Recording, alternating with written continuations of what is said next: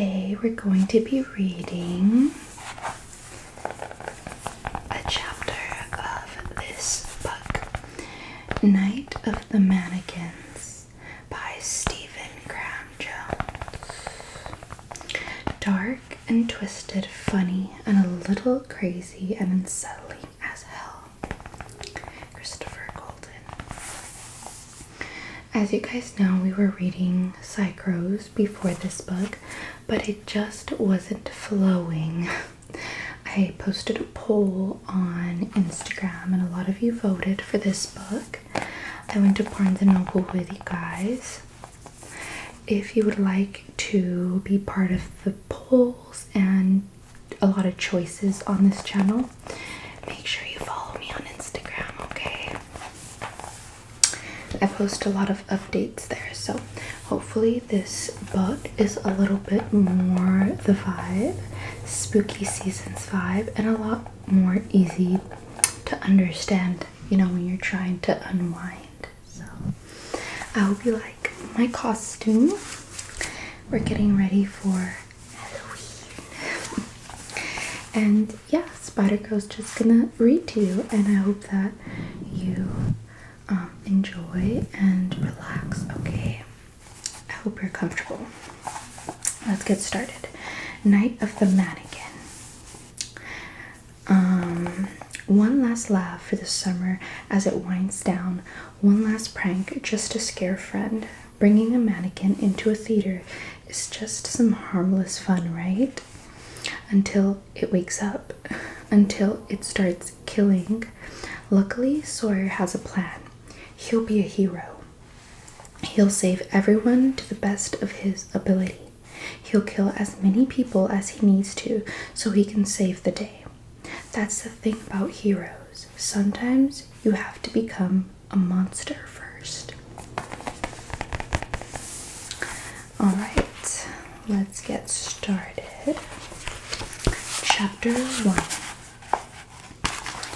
And let's grab my little... Okay. So Shanna got a new job at the movie theater. We thought we'd play a fun prank on her. And most of us are dead. And I'm really starting to feel kind of guilty about it all. I'd like to say it wasn't my idea and that we all thought of it spontaneously, just started saying parts of the prank out loud, that jigsawed together in the air, and 1/4 my plan, 1/4 Daniel's, Tim and JR competing to finish out the rest. It was kind of only me though. Let me explain. First, Shanna's job at the movie theater, the big one, down by the lake. Her mom was making her do it, not work. Shanna's had jobs since she was in junior high, but working there specifically, her checks going straight home to pay for what happened to their side lawn, which is a whole different thing it's not my fault at all, completely.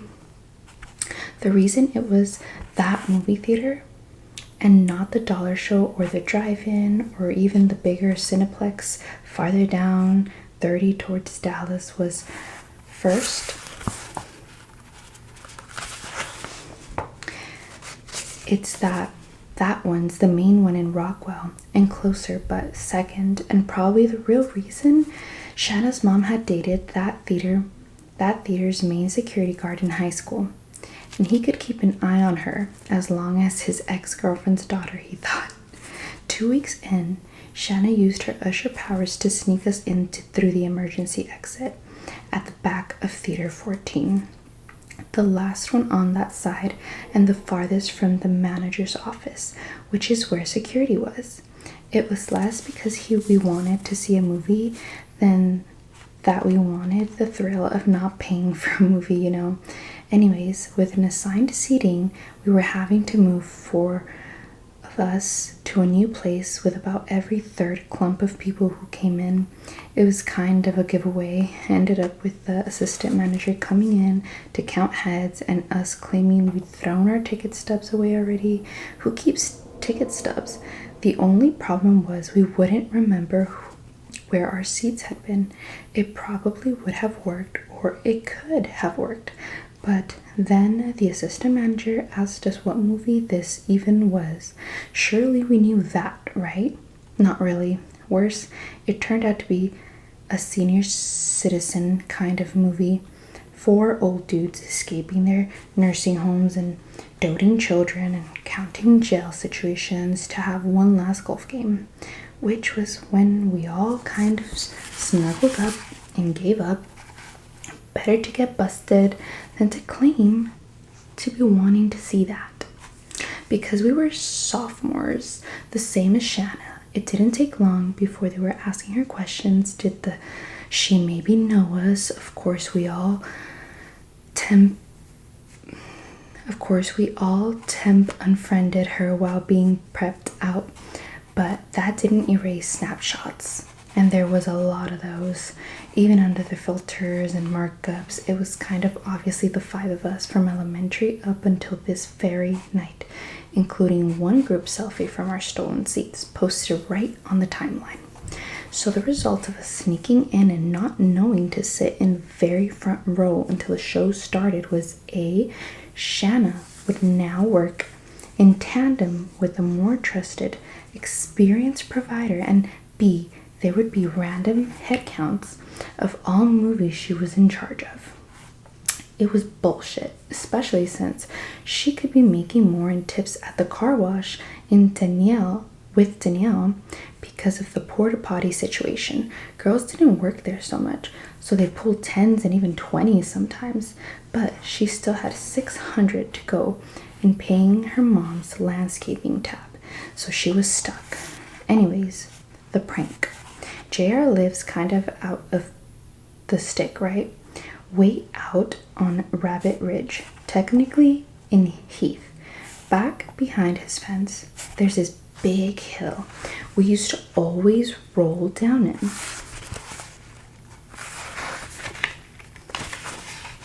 How are you enjoying this one so far? Let me know. Boxes. Stupid kid stuff pretty much turned us into instant trigger baits, so we were looking like we had pimples before we even really had them.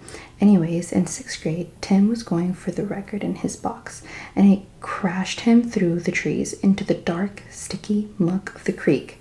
Had never been actual water, had always been just mud.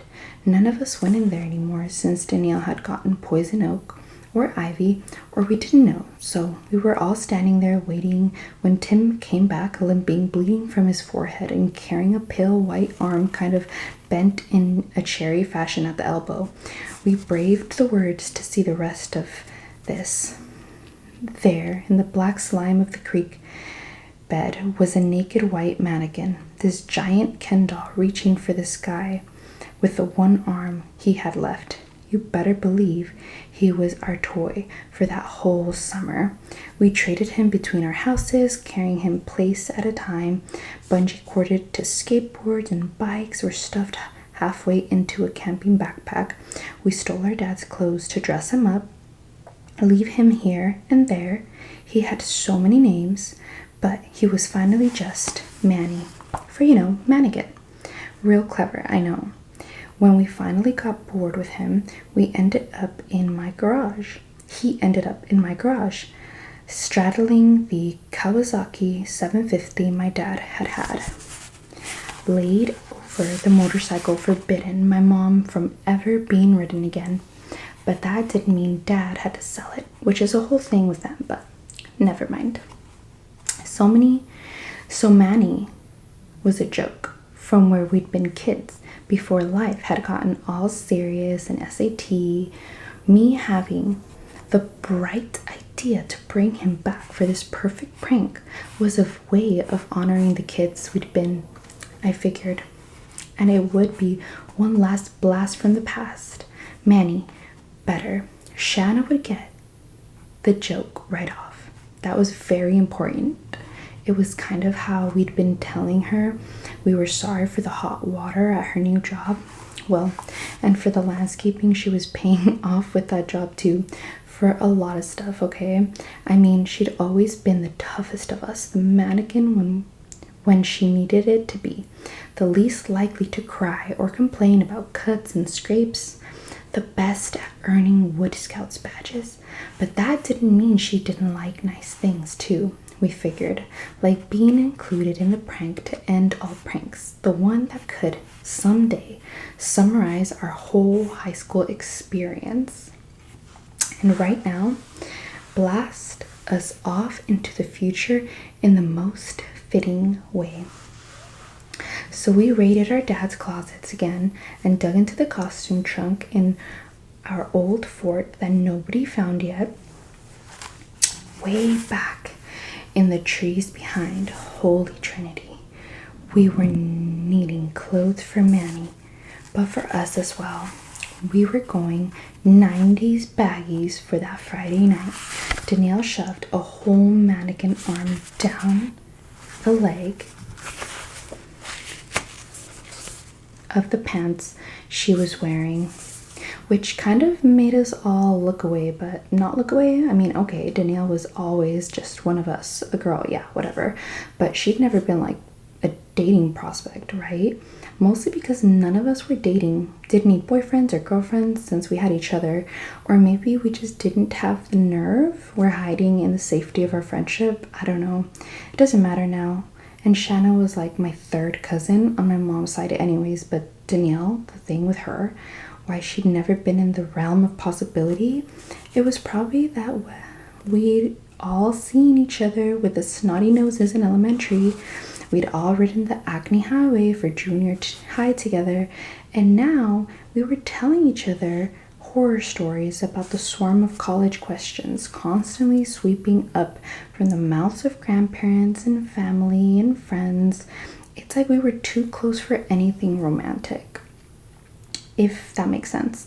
Any of us going out with any of the rest of us had never been a real conversation or consideration, or even a distant maybe. Still, seeing that the mannequin arm reached down the front of her pants, I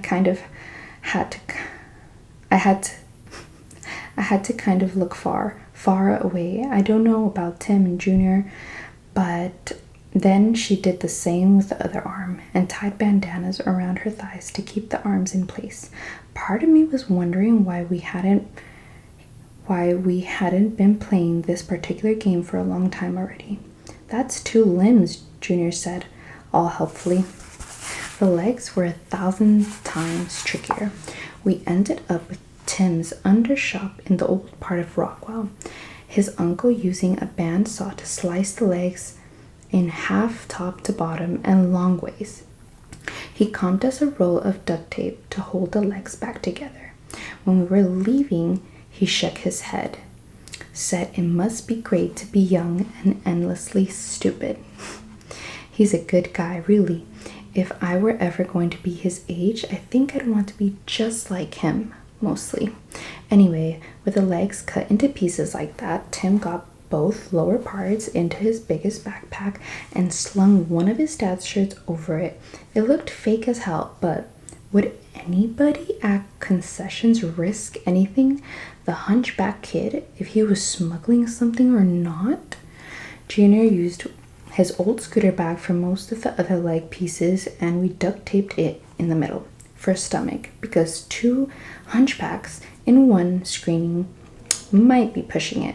I picked up the last foot, hefted it under my arm, looked ahead to the unforeseen future. You just going to carry it, Sawyer? Danielle said, like the challenge it most definitely was. I nodded. Yeah, and it wasn't a lie. What I did was wrap it in cardboard and brown packing tape. My story was going to be, it was a lamp my mom had wanted me to pick up from the repair place, and the window on my car. I don't have a car. I wouldn't roll up, and I couldn't leave it in the parking lot, could I? My bet was that while the theater might have new rules about carrying backpacks and stuff in it, it wouldn't have repaired lamp policy. and once anybody hefted it once or twice, it would obviously not be some crazy assault weapon.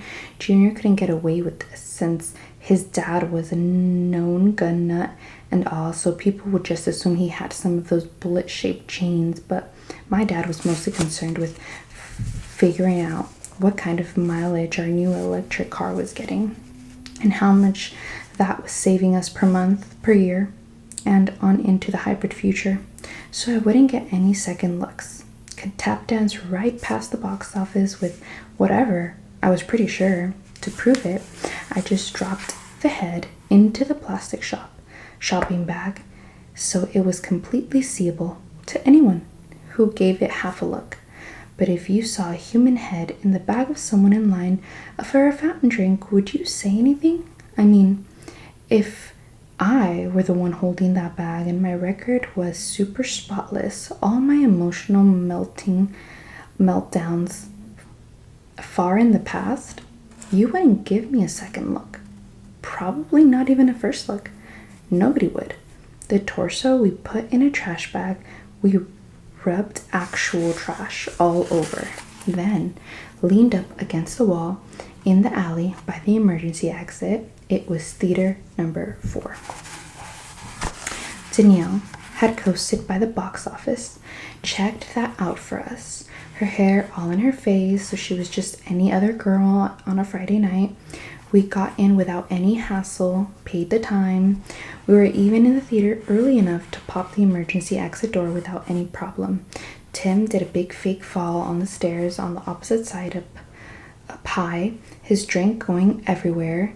Junior acting offended and maybe ready to fight about it. Nobody looking over to me holding the door open so that Danielle could drag in the suspicious-looking trash bag. We waited until the trailers to assemble Manny, but had to lie down in front of the very front row to do it. It was gross. Our hair, our shirts kept sticking onto the floor, and we knew the story about the senior football players sitting in the back row and peeing in secret, letting it run all the way down on the screen where we were. When it was all done, our throats raw from how much we had to cough to cover the duct tape tearing, each of us took the assigned article of extra clothing off, dressed Manny up, topping his outfit off with my dad's Redskins cap he wore all ironically for working in the garage, that I was sure he'd never miss, and that would probably be better without. On the count of 3, then, when the screen seemed darkest, we stood with him. Carrie walked him up to the seat we'd bought him, even going so far as to thumb his ticket stub into the front pocket of his shirt, like a handkerchief square. We didn't know if this was Shanna's theater or not. She never found her assignment out until she came in, and then it could change for no real reason. So the way we picked it was by what movie we actually wanted to see. It was part 3 of Juggernaut, of a superhero series, and we'd seen the first 2 about 10 times already, tracking it from the theater to the dollar show, to the drive-in, to the rentals, to the bootlegs. Not necessarily in that order. It was Manny's first experience at the theater, of course. He never blinked. Alrighty, that is chapter 1. Can you already tell that I am a lot more comfortable with this writing style? It flows so well out of the mouth. I even find myself having to slow down because I just want to read it really fast. I hope that you really enjoyed that. Let me know in the comments how you feel about this one. I have a feeling you guys are going to like this a lot more. It's so far very, very good. So I hope you enjoyed, and I'll see you next time for chapter 2.